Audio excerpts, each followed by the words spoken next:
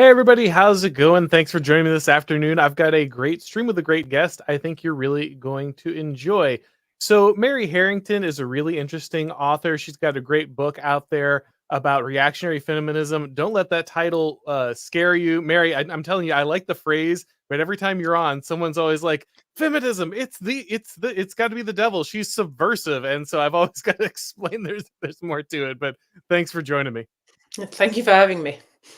So you wrote this great piece about Egregoric Caesarism, which is the most online title a human being could ever craft. But luckily, No. I think I actually came up with a more online one once about hyperpalatability and male-to-male transsexuals, but it's definitely in the top 5. It's I appreciate that. That's a category that's really stuffed for you, but yeah, it's a very online title. However, it had some really interesting twists and turns that got me thinking about a lot of things that I've been exploring when it comes to what you call governance by swarm and the possibility of kind of how this is going to transform the way that people look at what seems to be a trend towards possibly authoritarian government. But before we dive into all that, guys, let's hear really quickly from our sponsor. These days, it's impossible to thrive with just one job. Between increasing living costs, paying off debts, and planning for the future, things like buying a home, building savings, and even going on vacation can seem like fantasies. If your goal is financial freedom, you could start taking on more hours at your current job, work towards a promotion, or try putting your money into something risky like stocks, cryptocurrencies, or even a side hustle. But at the end of the day, do you really want to sacrifice time and energy that could otherwise be spent with your loved ones or on your hobbies just to make a living? Luckily, you don't have to hustle to reliably make more money. All you have to do is job stacking. Job stacking is the best way for regular people, regular employees, to unleash their earning potential and increase job and financial security. How? By working multiple jobs, but without burning out or, more importantly, getting caught by corporate overlords. Job stacking allows you to reliably receive paychecks from multiple employers each month without having to work more than 8 hours a day. You don't have to be in tech or any particular field or industry to do it, as long as you can work remotely. If you've thought about working multiple jobs but you're not sure how to start or are afraid of getting caught, get the fundamental job stacking course today and learn all of the secrets on how to sustainably work multiple full-time jobs from the foremost expert on the matter, Rolf Haltze, author of Job Stacking. Rolf has worked multiple full-time jobs since 2018, including hybrid jobs, and has condensed all of his experiences and wisdom into a single 4-module online course so you can start proficiently job stacking without having to make mistakes, figuring things out on your own, or reinventing the wheel in the process. Go to www.jobstacking.com and enter the promo code Auron to get a special discount. All right, so before we dive too far into this extremely online topic, let's define one of our terms here, because an egregore it's something I've used in my writing. It's something that gets knocked around online, especially in kind of dissident right or in our X circles. But I think a lot of people won't know what we're talking about here. So can you explain what an egregore is? So an egregore is a term that comes out, or I guess out of occultism, which is used to describe an entity which is composed of a swarm. And there are people who will tell you that egregores have agency in their own right, as in their channels for some kind of consciousnesses which are not human. And there are plenty of other people who just use it as a handy shorthand for the emergent phenomenon, which I think anybody who's ridiculously online will notice, of collective intelligence, which is it's unmistakably, noticeably evident. Particularly, I think it's particularly evident on Twitter, where the discourse just moves quickly enough for the mood shifts to be really obvious, and for consensus form, you can watch consensus formation happening in real time. I remember it was extraordinary watching it happen during the early months of COVID, for example, the early weeks, I suppose, when people really weren't sure for a little while, which way to jump on what the right opinion was to have, and there was some genuine back and forth between even amongst sort of quite kind of respectable opinion people on which way we should go, and should we be masking, should we do this, should we do that, and then all of a sudden the consensus just set in, and it's like it ripples. It's like the sort of shockwave that travels throughout the whole network, the whole sort of networked intelligence, and suddenly everyone's just saying the same thing. I mean, there's again another very online meme about the NPC who gets the new software chip implanted in his head, and then he's just like, I support the current thing. But this is, I mean, people make the meme and people recognize the meme and laugh about the meme because you can watch it happening if you spend enough time scrolling, and it's a phenomenon. It's at a micro and a macro scale. It's very obvious the kind of very online network phenomenon of consensus formation that happen within distinct in groups on pretty much any topic you care to name. And then once the consensus is there, it'll be viciously policed, and God help you if you dissent from it in any obvious ways, unless you can form an alternate consensus of your own and create another little reality bubble somewhere else. So when I use egregore or egregoric, I'm just swerving the question of whether these composite intelligences have agency in their own right or are channels for something else. I just have no idea. I'm not qualified to comment on that. But for me, it's a really useful shorthand for something which I just see happening, which is collective intelligences, and which really do move things in the outside world. I mean, the consensus which formed on COVID being a case in point.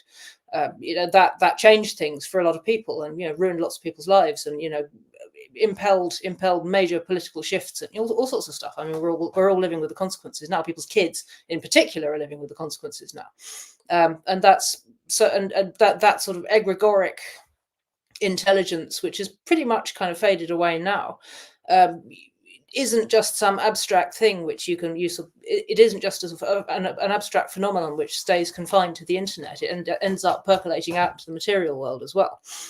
So it's just, for me, it's a useful way of understanding a real phenomenon without getting too obviously theological, and without discounting the possibility that there's something, because it's genuinely spooky to watch. Yeah, no, I think, like you said, a lot of people can observe this, and it's something that we certainly saw well before the information age. This originally comes from the idea that you would have kind of this shared collective consciousness inside different tribes or nations and things. Richard Dawkins hit on this a little bit, pieces of this, when he looked at the mimetic information, the meme, and these kind of things having lives of their own. And of course, the first time I interacted with this concept was Curtis Yarvin and his idea of the cathedral. This being the kind of the global American empire's egregore, in the way that it kind of manifests itself and drives things and is self-interested.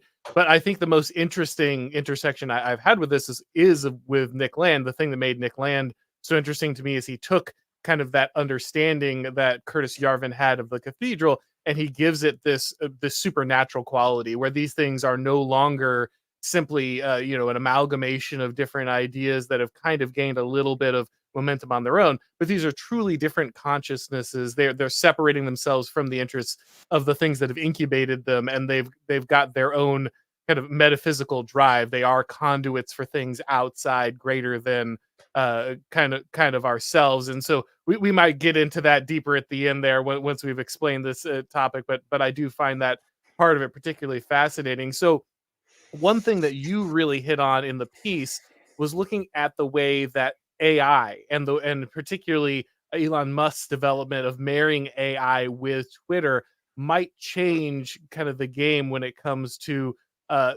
artificial intelligence, because it will actually attach it directly to this zeitgeist or kind of this egregore, this online consensus, and it would somehow change the way that artificial intelligence interacts with the average person. Yeah, I mean, this is wild speculation on my part, for the avoidance of doubt. This is the biggest if in the piece. Everything else is fairly robustly argued from things which are already there and visibly happening. But for me, the moment of wild, hopefully sci-fi speculation is it's that story of Elon Musk connecting his new Twitter experiment, his new AI experiment, to Twitter, to live Twitter. And the reason I think that's so interesting is because it's a qualitative step change in how in the data set which is being used to inform a large language model. And it struck me reading when I first read about this, that if it does what I think it could do, then the significance of that is really is very difficult to overstate. Because I mean, the one thing, there's lots of noise about, meaningful, is the paperclip machine going to come alive and eat us all? And there's just so much noise about AI risk and so on. And I look at AI and I think, it's an incredibly fancy autocorrect. Like, this thing doesn't have agency, and it's not going to have agency unless unless we have something very, very different happens. Because just a glorified autocorrect is not an intelligence; it's an autocorrect. They're just different things. There's a different order of thing. And an inductive, a pattern recognizing machine and a human are just or some other, who knows if there are other forms of complex intelligence. But so I mean, the one we know about is human intelligence, and that's just a different order of thing. Yes, we notice patterns, but we do a whole lot of other things as well. And the idea that somehow, if we make a pattern recognizing machine complicated enough, if we make a autocorrect fancy enough, it's going to somehow develop the capacity to think. It just seems to me like you haven't really thought very hard about what thinking is, or you very, very seriously misunderstand what's going on here. However, I was thinking, and then I read about. And I was thinking, well, what would happen? I mean, the egregoric consciousnesses of Twitter are very much alive in a collectively human, but not exactly human kind of a way. And sometimes their impulses, their moral impulses, don't feel like the kind of moral impulses that a human would have on an individual level. Like the aesthetic is often different. The disposition and the tone of the collective intelligences on Twitter are often not exactly inhuman, but not very. It's a kind of funhouse mirror of our collective cultural self, if you like, and really brings some things to the fore, vengefulness and mercilessness and combativeness and a bunch of other qualities. Also an extraordinary capacity collectively for pattern recognition, a bunch of other things, so all of which are, human in and of themselves, but you put them together and they don't feel like the image that we like to have of ourselves collectively. But they are in a sense kind of alive in aggregate, rather than as well, much as the individual humans that make it up are alive individually. And I was thinking, what happens when a large language model is drawing not from a static set of data, like a finite, you've poured, it might be millions of data points, trillions of data points, but you've poured it all into a bucket and that's it. It's all just in the bucket. There's nothing going in and out of the bucket, except when you sort of adjust how you're training the data. What happens if what happens if that data set is being updated in real time? What happens if that data set comprises these egregoric intelligences, which are created the root fundamentally based, being drawn from humans on Twitter? Is that's such an AI of that kind is potentially alive in at least to a far more significant degree than any glorified autocorrect is going to be. And I don't know how well that's going to work, because I'm not a technologist, but I think it has the potential to be, figuratively speaking, if you like, the divine spark that's hitherto always seemed like it was obviously missing from every glorified autocorrect. That as it turns out, the divine spark, which makes the difference between actual artificial intelligence and a fancy autocorrect, turns out to be collectively us. I'm thinking, whoa, what happens if that? What happens if that? And then I thought. Holy shit, because this answers another question which I've been turning over in my mind for a little while, which is what do you do when 60% of your young people want an authoritarian government, but they're also pathologically averse to the idea of being governed by any single human individual? And then I thought, oh crap.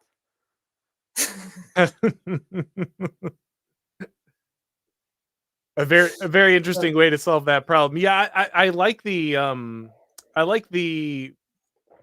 notion of, or I shouldn't say I like the notion of, but I find the notion interesting that that Twitter is selecting for human traits that collectively aren't human.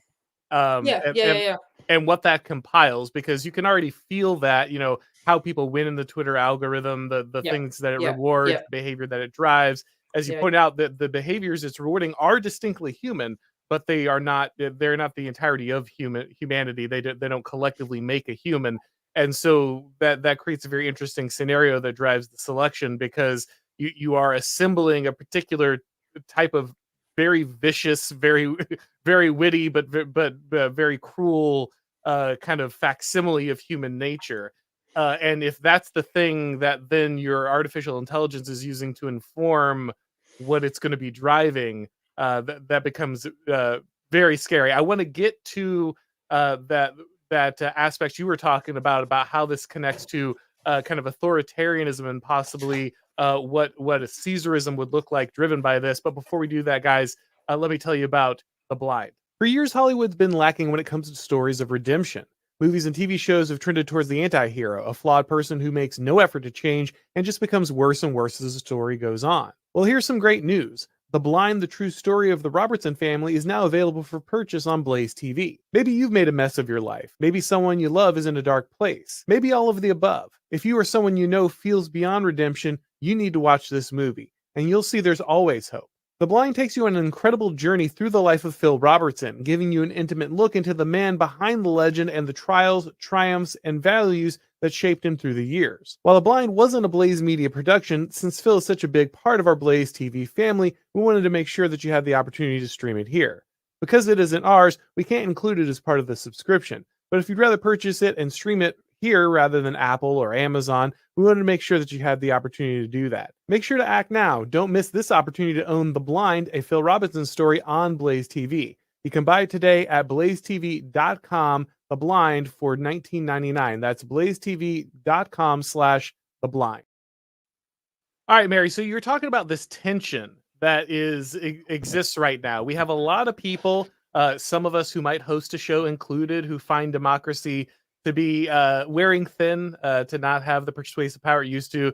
People feeling a little burnt out on this idea that it's not going to be something that's going to move us in to kind of the next epoch. But at the same time, you also have a younger generation, especially, but I think everybody really, but particularly younger generation, that is very anti-authoritarian, that does not like the idea of any individual human having power over them. And so we have this dichotomy between these two forces, where you have this movement of young people who are not so big on democracy, don't value it that highly, might feel like they could move towards a different form of government.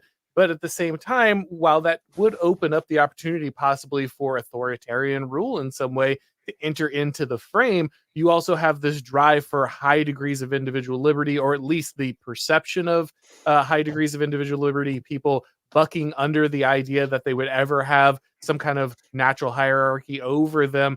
And you kind of pointed out how this might end up getting resolved in maybe perhaps the worst possible way, by an egregoric Caesar.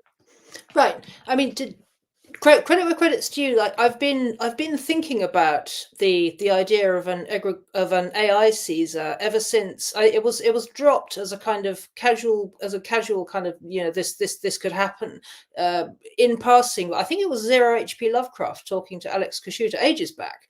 And it was, and then they sort of carried on and they talked about something else completely different. And it's just been stuck in my mind as a sort of like the idea of enthroning the AI as a solution to the perennial problem of what you of what you enthrone when you have a system that doesn't work unless you enthrone something. I mean, the British, we've had a system, we've had constitutional monarchy for some time. That's a fairly good compromise, but that a lot of people just don't seem very comfortable with that, and so it's a problem. I think the anti yes the so let's take the authoritarian young people and first, and then we'll take the anti-authoritarian young people second. So I mean, I think last time we spoke on this show, we were talking about the totalitarian safetyism of daycare, which is something I've written about and reflected on a great deal, just in terms of my experience and observation around little kids. And again, this sort of the original observation comes from an old friend who's now an old friend, who observed to me some years ago when we were in London. We were watching a little crocodile of kids, from some local daycare, being ushered down the street somewhere on the River Thames. And he said to me, and my friend said to me in passing, that there was something incredibly totalitarian about that scenario, and it just stuck in my mind. And I've come to think there's something true about that, and I've come further to think that the more children we raise in those kinds of all-encompassing totalitarian nurture scenarios, typified by the daycare, and that sort of that all-enveloping kind of cyborg pseudo mummy scenario you have in daycare is delivered, to be clear, with the best of intentions and by kind, nice, caring workers most of the time. But its perverse incentives are such that you don't let kids take risks. They are micromanaged in terms of how they resolve interpersonal conflicts. They are prevented from injuring themselves ever. There is a whole bureaucracy that surrounds minor injuries. So the whole thing is very, very unnatural relative to just being around your siblings and your mum, or playing outside or whatever. And I've come to, the older I've got, the more I've come to think that actually the crisis of civil discourse and the crisis of individual agency, which is what ultimately underpins the sort of longing for authoritarianism, is rooted in that experience of being overmanaged, overscheduled, pretty much all the way from infancy, sometimes from 2 weeks old in some cases. And this explains in turn why the longing for authoritarianism is now palpable across young people on both the left and the right. This isn't just sort of your fascistic blue hairs who want to abolish, who want to burn women like me at the stake for knowing that biological sex exists. This is also the kids on the right who want an actual Caesar. It's kind of everybody. I don't have data on it, but it ought to be empirically researchable whether or not there's any kind of a link between. Actually, no, there is research on this. There is a strong correlation in the research that people have done between helicopter parenting and a desire for authoritarian governance, which is kind of a no-brainer when you think about it. Like, duh, you were raised under a totalitarian, a stifling totalitarian system. Of course you think that's normal. It kind of makes sense. So that's the authoritarian. The authoritarian streak in young people. The anti-authoritarianism, I also think, is in evidence across both the left and the right. I mean, this is.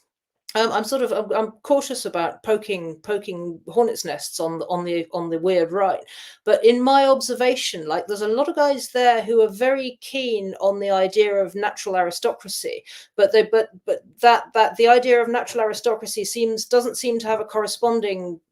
At least if I'm not aware of a sort of correspondingly well-developed theory of honorable hierarchy.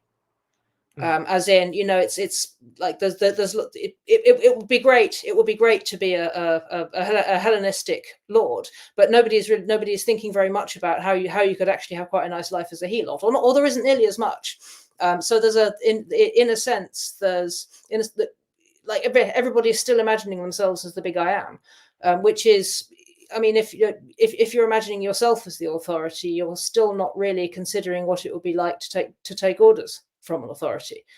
If you see what I'm saying. So there's sure, yeah, I think, and on the other side, on the other side, on the left, there's just the desire to dissolve everything and vanish back into the oceanic mother swarm, which is in a way it's much more direct. But if you I kind of feel like it's the same picture in some respects, because in both cases there's a deep reluctance to consider the possibility that beneficial hierarchical structures might actually be benign and in your best interests, and that sometimes shutting up and taking orders is better.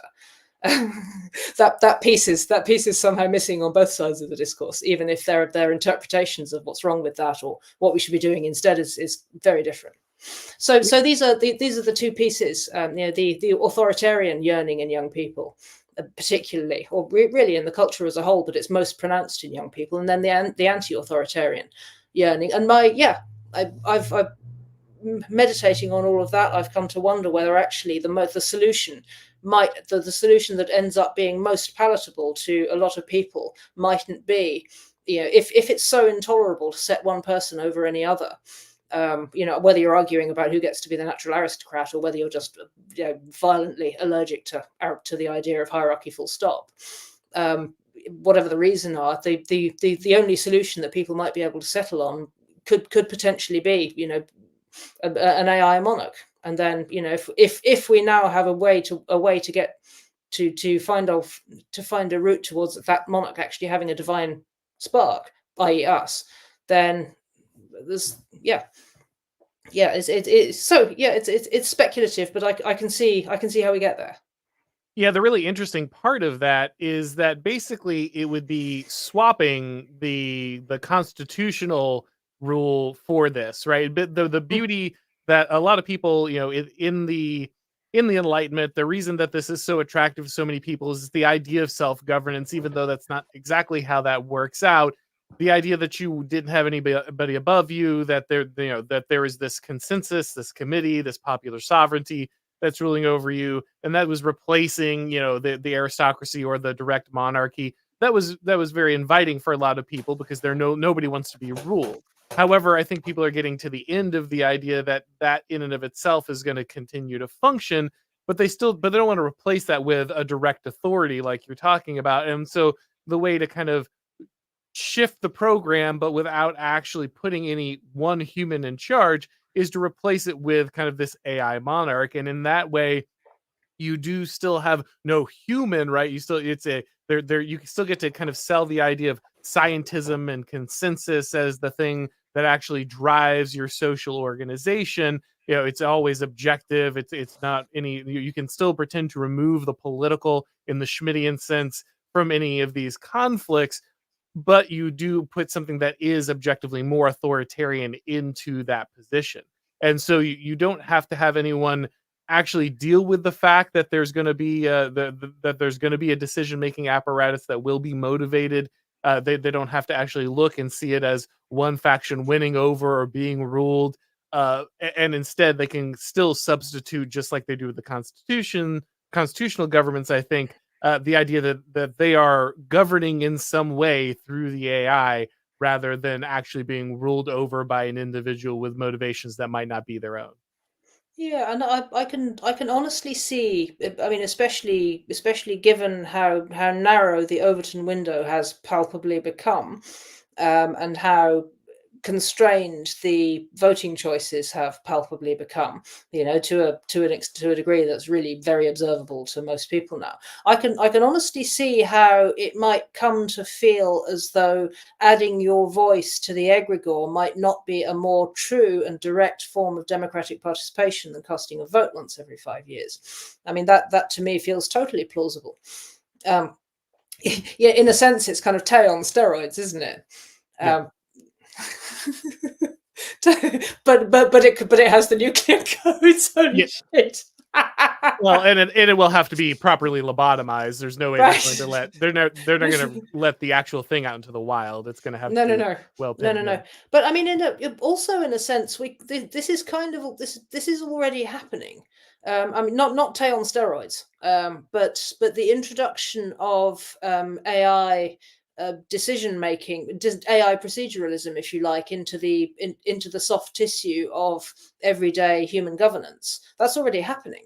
I mean, it creeps in here and there. I believe. I believe it's used sometimes in processing court cases. I'd have to go rummaging for examples. I didn't want to blow up the piece by getting into all of that. But in growing proportions of administration, for example, for example, across adjudicating insurance or deciding, pricing or adjudicating insurance claims. I believe there are now AI algorithms involved, and it seems plausible to me that an increasing proportion of the decisions which might seem trivial but which are materially very important to individual people's lives and can be just incredibly exasperating when you find yourself going round and round the bureaucratic circles, will come to be governed by those sorts of mechanisms, by the paperclip machine. With who knows what safeguards or lack of safeguards for actually making decisions which don't have six fingers, as it were. And whether or not we'll end, I don't think there's any immediate prospect of ending up with an actual egregoric Caesar, but I can, yeah, but I can see that an entity of that kind symbolically being enthroned, as and then several, hundreds of thousands of shittier subversions of it just propagating themselves throughout every blood vessel of the bureaucracy, such that, such that all your insurance decisions and healthcare decisions and etc. and so on all end up having six fingers. And Yeah, I think this is going to happen. In fact, I already know this is happening in certain sectors, and people, I think, are going to feel, again, we are so, you use the term swarm governance, and I think that's exactly right. We are so enamored with this idea of inhuman governance. At first it was through legislatures or committees, and then it became bureaucracies and experts. And I think the next step of taking these decisions out of human hands will be artificial intelligence that are employed in every one of these interactions that you're talking about. right, we're already seeing, actually, more from the right than from the left, but really from both sides. We're increasingly seeing the objection to the epistocracy being that it's politically biased. That in, whether the accusation is that the rule by experts is just a pork barrel politics exercise, shoveling resources into your own pockets under the guise of ruling people reasonably and justly and rationally according to the science TM. Or whether it's people just saying, this has been in, whether it's the other lot claiming that it's just been, the infrastructure has been captured by people who hate us, and therefore we're going to burn it all down. The rule by experts is reaching the end of the road in terms of political legitimacy. What comes next? It seems to me that we're going to end up with an authoritarian governance of one sort or another, and it's either going to be a human Caesar, or it's going to be an egregoric Caesar. I'm not very, I'm giggling maniacally, but I'm not very happy about either of those prospects. I'm just watching it happen, and just with that, like the guy going down on the bomb at the end of Doctor Strangelove. It's that kind of giggle, I think. Well, it does end up putting us in. I mean, if we really do hand over all of these micro decisions to artificial intelligence in that way, it really does close that self-exciting feedback loop, right? Like we're kind of done having any limiter on digital acceleration, because humans become completely unable to mediate their own needs. They no longer able to make any decisions. Everything is reliant on AI, and AI is increasingly not really, while it starts in the service of human need, it doesn't really need to stay there once basically all human input has been left out of this.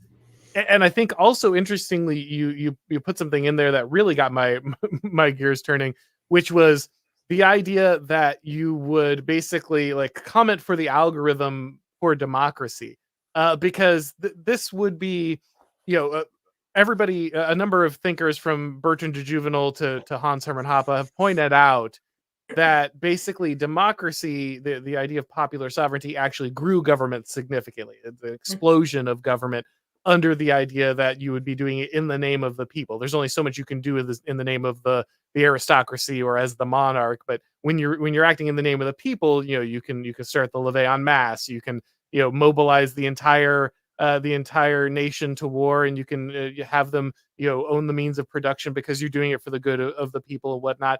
And this seems like the next logical step in securing the total state, basically, is the idea that you would feed into the algorithm, and the algorithm would be the most organic reflection of the will of the people, Yes, because it's exactly. literally skimming the will of the people off the top of the internet. And there's just nothing you could deny this force, because it truly is channeling the zeitgeist in the most like open vein way possible.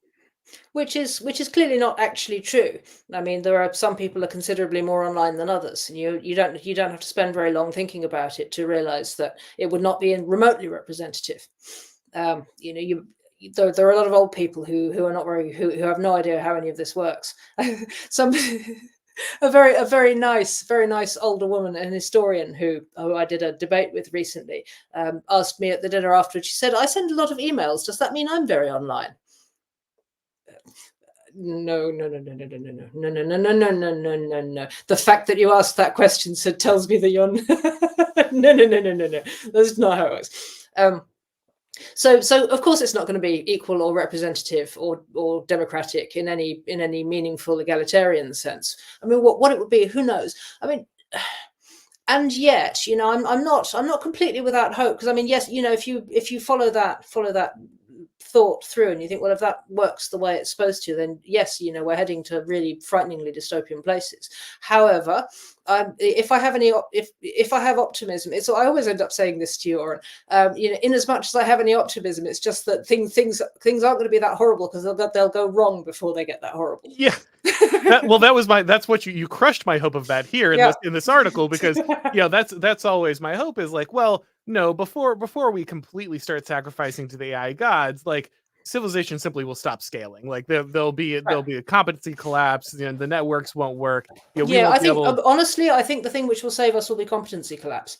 Yeah. Which is, that's not a very cheery prospect. Saved by collapsing infrastructure and the decimation of complex systems. Yes.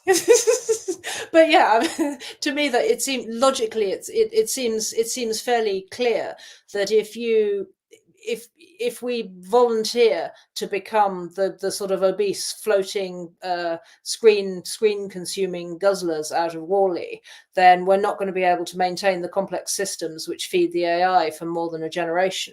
I mean, this is already happening to air traffic control. I struggle to see how but I struggle to see how we'll maintain the kind of complex systems which the AI is intended to serve. And I mean, you can imagine, some sort of dark science fiction future where all of the AI algorithms are still working perfectly, but none of the material realities to which they were supposed to correspond really exist anymore, because we just forgot how to maintain them all, or just went back to subsistence farming while the AI does its thing, sort of in perpetuity in the cloud. We're sort of back into kind of bonkers science fiction again. But I think we'll be saved by competence collapse, and people will just go back to doing things in slightly less complicated ways and on a smaller scale, which might, it might be a better version of actually existing post-liberalism than the actually existing post-liberalism we have. Even though it's arguably going to be a bumpy ride getting there. Well, I think so. I had hoped that was going to be the case, but now that you've given me the vision of the, like, kind of the rolling blob consuming AI Caesar here, I wonder if that isn't a way that they can stretch things much longer than I previously thought. Because I thought, like, the political organization has to fail first, but this seems like a way to extend that kind of impersonal political organization well beyond its current shelf life, while maintaining at least some semblance of functionality. I guess the real question is, can the AI, can the capital, whatever you want to call it, can it escape territoriality entirely while just leaving the destitution? Like, can you get this Elysium version of, or cyberpunk version of humanity, where, like, you just have the best of the best skimming off the top and living this an amazing life, govern, while everyone else is just maintained and governed by this kind of AI, Caesar that kind of holds things in stasis. I guess you'd say, like, no, the systems that would maintain it would fall apart. But if they can farm the average chud enough, will they be able to hold it up? I guess for an extended period of time, is the question we'd be asking. I mean, if you, the other thing that might save us, along with competence collapse, is fertility collapse. Yeah. If we're being collapse pilled here. um, I just filed an article about pandas and panda diplomacy, and because it seemed, I mean, pandas are, they're a principal vector for conversations between China and the US, and have been for a long time. But they're also the byword for does not mate in captivity, and it struck me. And thinking about it, I felt that there's an analogy there, between the sort of technologization of efforts to kind of, perpetuate the panda, and the reasons why pandas are just not getting it, because they do fine in the wild. You just have to leave them alone. You just have to let them do it their way, and then pandas make more pandas. But they, under sort of the highly artificial sort of living there, the pod and the bugs, they just don't do it. And the same is true for people. Beyond a certain point, if you beyond a certain sort of level of pod and bugs, people just don't want to make more people, and that's increasingly a problem. And between the attrition of our ability, between the sort of growing, I think, collective loss of interest in how things work, which to me is now very obvious. It's not just that we've forgotten or that we've become more stupid or something like that. Even from the elites down, people just do not care how things work. With a relatively small minority of exceptions, people just don't care how things work. They're not interested. People just don't think like that. They're much more interested in moral, if you like, spiritual realities. We're becoming, in a weird way, a much more spiritual people, but the consequence of that is that nobody can be bothered to mend the potholes anymore, because they just don't care. So we're going back to the sort of roads that we had before people started caring about potholes. And at the same time, while we're all sort of busy spiritualizing and becoming, more interested in theology than we are in, it's not a theology I'm a fan of, but it's theology. While we're becoming more interested in moral issues than material ones, we're also being herded into kind of panda enclosures, and then told to have sex and make more babies, because that's the only way the merry-go-round can keep turning. And I sort of feel like whatever the slightly stickier version of voting with your feet is, people are doing it, and I don't completely blame them. Or they're not voting with their, it's not happening. And the medium term consequence of that will just be, who knows what it'll be. There are various kinds of nightmare scenario, but none of them look like the sort of steady state that could be governed by an AI. Even a very nimble and sort of quasi-intelligent Egregoric one powered by Twitter. I just struggle to see a Twitter-powered egregore really knowing what the hell to do with, the various kinds of collapse scenario that are downstream of major population implosions. Yeah, it's really interesting because Oswald Spengler actually predicted this in Decline of the West. He said that we were going to walk away from science, and people are like, "No, that's not a thing. You can't do that." He's like, "No, just think about it. People don't want to be constrained in this way. Like, the human mind does not want to have these eventualities, these absolutes, even if they are true. Like, it can't properly exist. Like the metaphysical inside of it just simply won't be." Is unequipped to deal with certainty, and so you're just gonna have your top minds like walk away and study something else, and like you won't lose the knowledge per se, like it's not gonna get burned down, and you don't have a Library of Alexandria situation, but you're just gonna have people who are incapable of maintaining it. You're gonna end up, the what's the quote on Twitter, the arc of history is long, but it bends towards Warhammer 40K. Like, you're just gonna have a bunch of people who have these ancient technologies. They're amazing, but like nobody knows how to maintain them. Only a few people can actually deploy them. And I've made this argument myself, is like, a lot of this a lot of this technological infrastructure that we think that's been projected across the world is maintained only because first world nations pour just insane amounts of time and energy and intellect and money into maintaining it. You're not going to keep that infrastructure grid up globally without that constant amazing amount of surplus, and that's going to fall apart. Once that does, then you're going to have pockets of this technology. It's still going to exist, but it's not going to perpetuate itself the way it does now. Right, and just bringing this back to are we going to end up with all of the radically terraformed chuds, was the word you used, who are just sort of kept docile and pacified by total AI management? That seems implausible to me, for the simple reason that total AI management becomes less and less technically possible the further you are from the periphery. But returning to the COVID example again, lockdowns just didn't happen in most African countries because it's obviously a dumb idea when most people are subsistence livelihood. You can't lock people down because they'll just die. Like, you do not save people's lives by making them stay in their huts. That doesn't work. And if you extend that principle You might be able to terraform some of the chuds in some of the cities, near the big data center, figuratively speaking. But the further you get out into the Mad Max Badlands, the less workable that's going to be, because the systems start to break down because you don't have enough people to maintain them, or because the power's not reliable enough, or because nobody's mended the roads because they don't care about the roads. So yeah, I don't know what kind of a future we're looking at, but I think it's, if it's a best of the best creepy techno-futurist elite, the rest is going to look more sort of Guillaume Fay than it is Wall-E, if you see what I mean.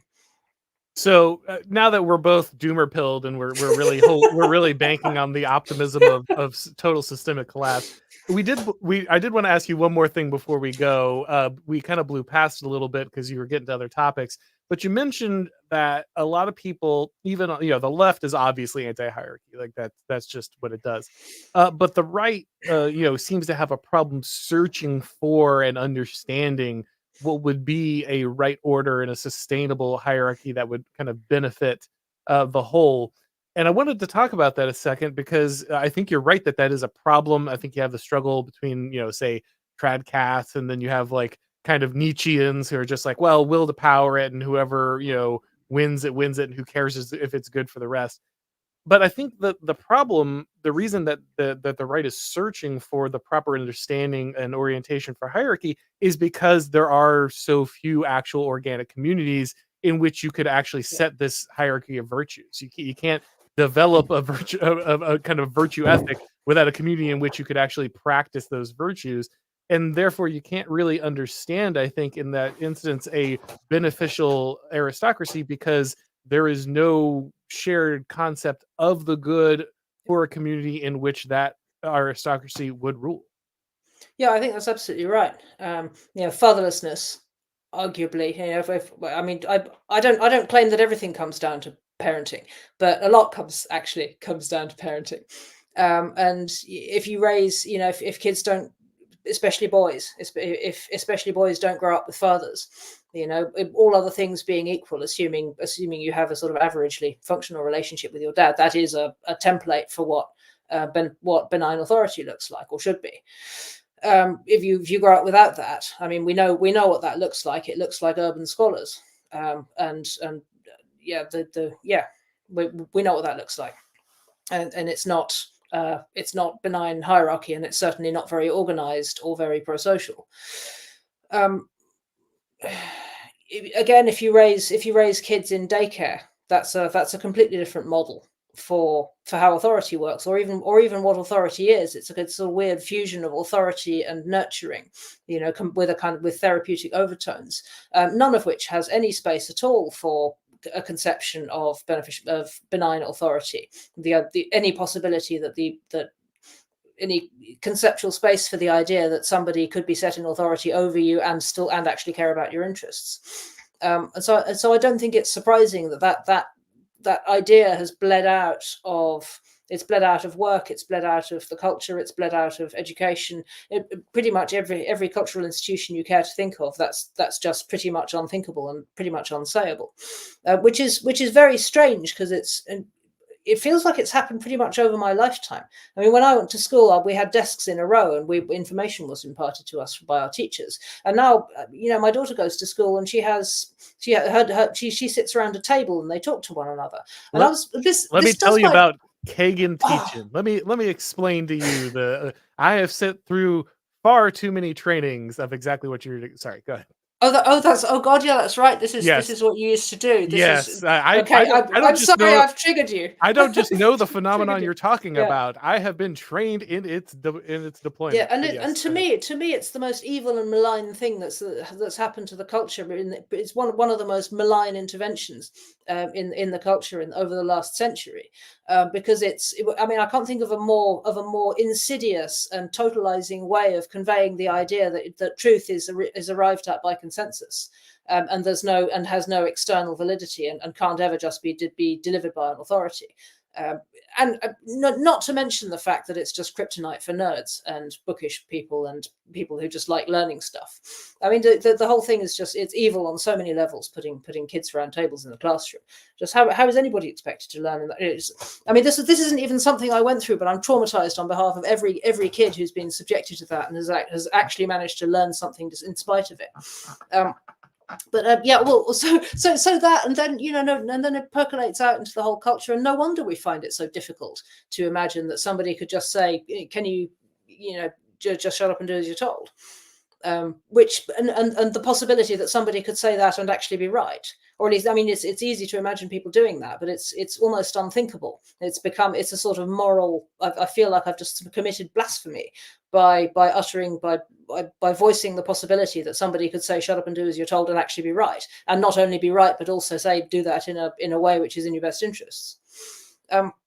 This is where we are. I mean, it's the hard problem. One of the hard problems in political thinking and writing, I think, at the moment is finding a way back to being able to being able to occupy that space and to reclaim that cultural and political territory, and to do so in a way which isn't just we're all going to have a big Nietzschean dogfight, and then whoever wins just gets to be the boss by definition. And because there's nothing that there's somehow no space in there underneath for how people organize themselves constructively.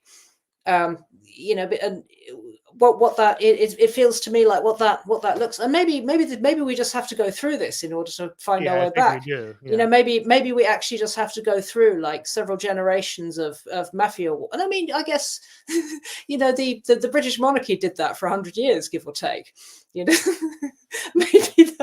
Maybe sometimes that just has to happen for a bit until people finally come up with a settlement that they can live with. I don't know. I mean, I'm black-pilled again, man. Sorry. No, I think that's right. I think that society does cycle from the bureaucratic back to the feudal, and there's a great passage in De Juvenal where he says basically, like, of course every king begins as a bandit, but eventually he figures out that caring for the people he's fleecing is actually a better long-term investment than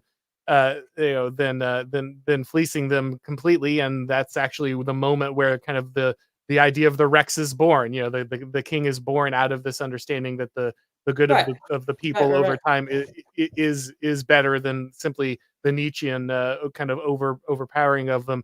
But I think that only happens. I think that cycle only turns once we, kind of that collapse of complexity that we've been talking about occurs, and you kind of go back through that cycle where people rebuild into tighter communities that don't have that understand the good and the need of to work for the good of the collective, but without the requirement of kind of this underpinning of technology that abstracts it so much that there's no way in which they can actually determine the virtue of the hierarchy in which they live. So you think we have to go from the tropical longhouse back via the Anglo-Saxon longhouse?